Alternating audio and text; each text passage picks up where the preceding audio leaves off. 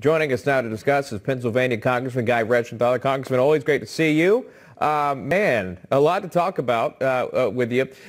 So many moments. I first want to play some sound, though, of Biden responding to a question on North Korea. I'm going to play this for you, and we'll get your reaction to it. Here's that. What is your red line on North Korea? Let me say that, number one, UN Resolution 1718 was violated by those particular missiles that were tested, number one. We're consulting with our allies and partners, and there will be responses if they choose to escalate. We will respond accordingly. This answer goes on, Congressman. Clearly what you're seeing there, he's looking down the entire time and reading. Then there are photographs that actually took a picture of his notes. There it is. He's reading word for word from his bullet points there. I actually went back and watched and read along, and it was verbatim on a script. Why does the President of the United States need a notepad to discuss North Korea? Well, exactly. And just to put this in even more context, remember, not only was he reading from notes, almost verbatim, he was also taking questions from pre-screened reporters and he knew the questions that were going to be asked. To call this a press conference is absolutely insulting to the press. This is an absolute sham. And the fact that Joe Biden couldn't answer just elementary questions on foreign policy and domestic policy is shocking. I've said often the only decision they allow Biden to make is how he's going to take his coffee in the morning. It's very clear that he is not up to the job. Look, if this was President Trump, we'd be talking about the 25th Amendment today. But because it's Joe Biden, people look the other way. Just getting back, though, to North Korea, this isn't anything new. We've been dealing with North Korea as a tension point in foreign policy for decades now. Joe Biden should know this inside and out. He came from the Senate. He was the vice president. This should be something that he has a command over. And the fact that he is stumbling through this, all it does is it emboldens our adversaries across the world, not only North Korea, but the Chinese Communist Party, the Iranians, the Russians. Here is the leader of the free world, and he is literally reading from a cheat sheet on pre-screened questions from friendly reporters. It's a sad day. A lot of folks have said that. A lot of other things were mentioned in that room, one being the border and the crisis that we're facing there. There's some non-factual information that came from the president's mouth. But bottom line is reporters want to get into these facilities to see how they're treated. A lot of folks want to see some of these leaders visit the border. And in fact, just moments ago, President Trump advisor Jason Miller not ruling out on a podcast a possible visit by former President Trump to the U.S.-Mexico border. We haven't heard if Biden would do it or not, but the fact is former President Trump may visit the border. He's done so in the past. It's been a great part of his campaign. Would you like to see the former president visit the border during this time? Well, I of course, would like to see President Trump visit the border. I have visited the border. A lot of my colleagues have. And when Kamala Harris was asked if she was visiting the border, she laughed. She cackled. This is a joke to the Democrat Party. It's certainly a joke to this administration. But this is not a laughing matter. We're on track to hit 15-year highs of illegal immigrants coming across the border. And look, I don't begrudge people coming here for a better life, but they should do it legally. They should follow the process. And let's talk about the humanitarian crisis aspect of this as well. When the illegal immigrants are coming through Mexico and coming through other parts of Latin America, it is incredibly dangerous. There's a lot of assaults. There's a lot of sexual assaults. There's murder. This is very dangerous. That's why President Trump put in the asylum in place standard where people could seek asylum without taking the dangerous trek to the United States under the so-called protection of coyotes who are human smugglers. The mainstream media doesn't know that term, but with the coyotes and with the drug cartels, it's very dangerous. Also, it's reckless to tear down the wall. Joe Biden's actually deconstructed portions of the wall. They're also engaging in catch and release. And when Joe Biden stands there on the stage and says, oh, they're coming because I'm such a good guy.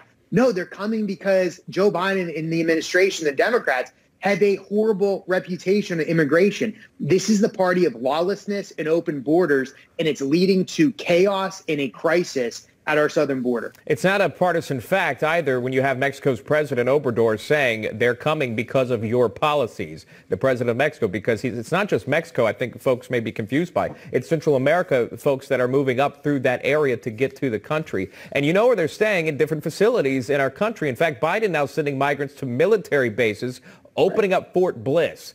I'm just curious, with your background, what's your reaction to that? Well, just talking about the Mexican president, if the Mexican president had criticized President Trump, this would have been blasted and parroted on all the media outlets for days. But because it's a foreign leader that's criticizing President Biden, it is buried. You'll only hear about it on conservative networks, and it just shows the media bias. But in terms of Biden using military bases, it shows the extent of this crisis.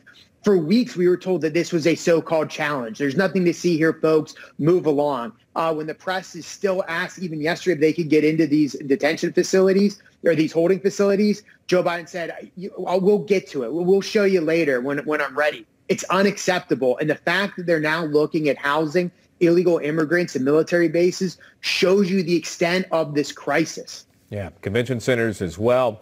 A lot of folks upset about that. Before you go, a couple more things I want to ask you about. One is this, Congressman. The Secret Service reportedly interceded 2 years ago on behalf of President Biden's son, Hunter. This is an alleged attempt to sweep under the rug evidence of a possible gun purchase after the revolver mysteriously vanished.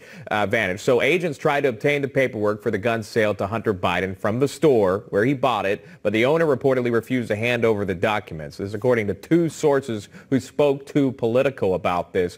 What's your reaction to this? And also part of that report that Hunter reportedly said there was no drug use to be able to purchase this gun, but the allegations point to the contrary. Well, I think this is just the tip of the iceberg when it comes to Hunter Biden. And isn't it coincidental that in those pre-screened questions yesterday, there wasn't one question about Hunter Biden? Not only the alleged illegal gun purchase, the illegal drug use, what was on that laptop, but also no questions if Hunter Biden has divested from the $1 billion hedge fund that the Chinese Communist Party gave him when Joe Biden was the vice president. Zero questions.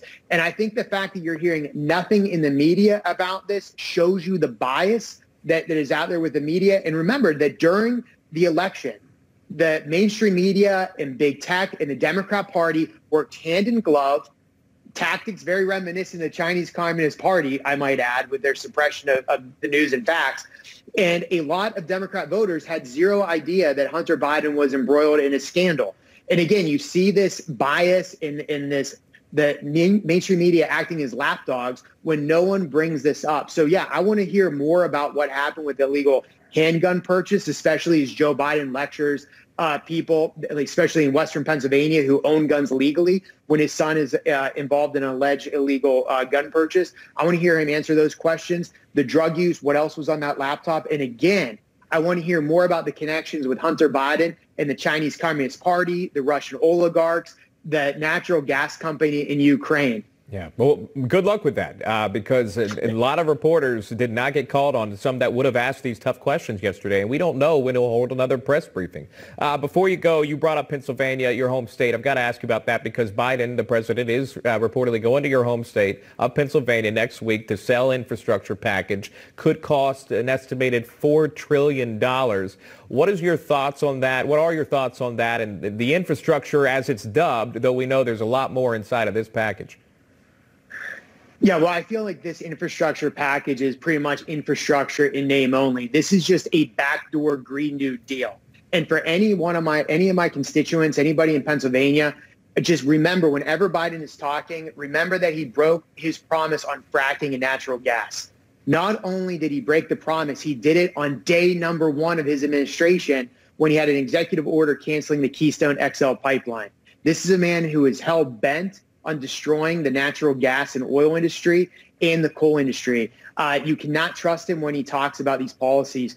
And what I think he's going to do is he's going to have a huge tax component of this infrastructure package where you're going to see increased taxes, not only a personal income tax, you're going to have the bracket shifting as well. So working families are going to get hard by this plan. So it might sound good. It might sound like they're ideals we want to aspire to.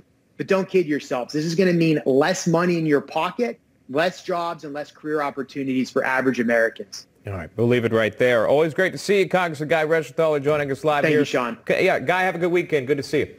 You too.